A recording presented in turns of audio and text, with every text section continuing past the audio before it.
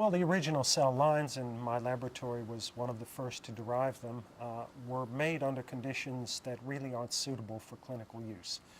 They were made using a number of animal products such as serum from animals and feeder cells derived from animals.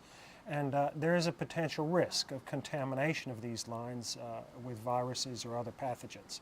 So the technology has come along a long way. For instance, we've removed many of the undefined animal components that were present in the nutrient mixture we used to grow the cells in, and we've been able to substitute for the feeder cell layer. When we begin to think about therapeutic application, we need to think about replacing these feeder cells.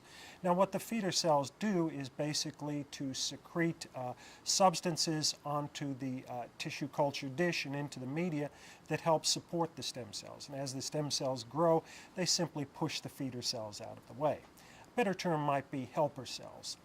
Anyway, we've now learned what some of those important components that the feeder cells are producing are. So what we've done is to deconstruct what is in that material and what's important for the cells, and to substitute new materials for us. So when we go to clinical use, we know there are no ill-defined animal components. We know the source of all the materials, their purity, etc.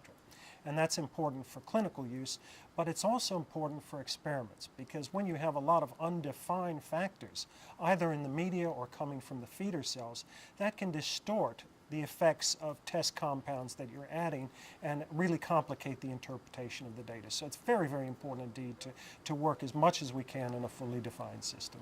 First of all, when we say 21 cell lines, there really aren't so many of those in operation. And in fact, most of the research to date has been done on just a handful of those. So there are real concerns about how representative that work will be.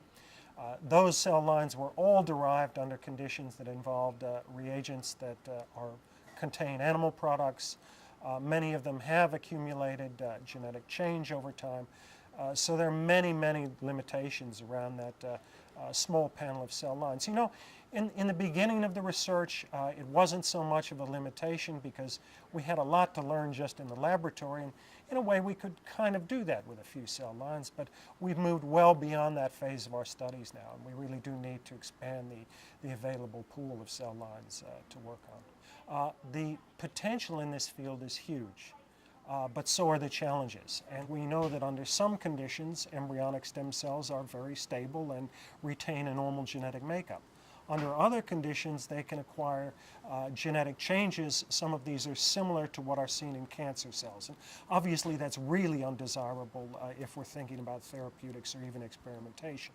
So we have to make sure that our culture systems provide for stable maintenance of a normal genetic makeup. And some of them don't. And indeed, that's a bit of the problem with some of the existing cell lines as well, that they have acquired over the course of time genetic damage that may be something of a concern when we talk about patient use. By and large, many of these embryonic stem cell lines are pretty similar. However, when we start to ask, well, is a given cell line as good as making, say, nerve cells as another one, or is it as good at making heart muscle as another cell line, then it appears there actually are some interesting differences in the way cells respond to some of these differentiation protocols. And again, that may be very significant when we come to clinical application.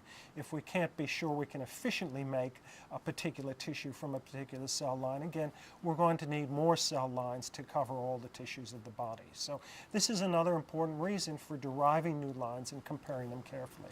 Having been at the forefront of human embryonic stem cell work and one of the first labs, Alan Trounsend and myself, to derive them, I've been really heartened by the progress we've made. We really have some of the best minds in biology now working on this system, and the best minds in biology excited about it and driving it forward. And I think the progress we've made in a relatively short period of time is actually quite remarkable, given that it was a completely new area and a new set of technologies that needed to be developed. So I'm very sanguine and very positive about the prospects for this area of research.